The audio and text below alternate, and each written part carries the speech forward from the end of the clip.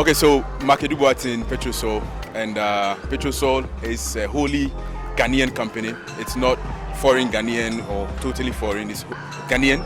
And we try to meet international standards.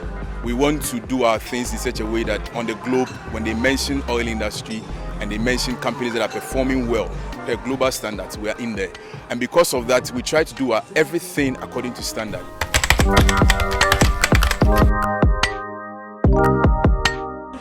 Somewhere around 2016, we went in so strong with the consumers.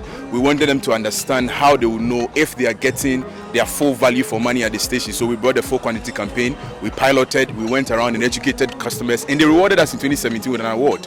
And since then, we've consistently been doing this. What we've done now is that like 4 months ago, we introduced our lubricants, as you can see behind me.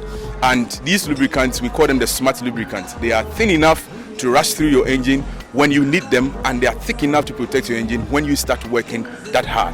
And this is the kind of lubricant that everyone needs. For every kind of car that you have or machine you have, we have the lubricant for you, and would encourage every one of you to start doing business with us. This is why we are here, and we are here to stay. We want to work with you. Thank you.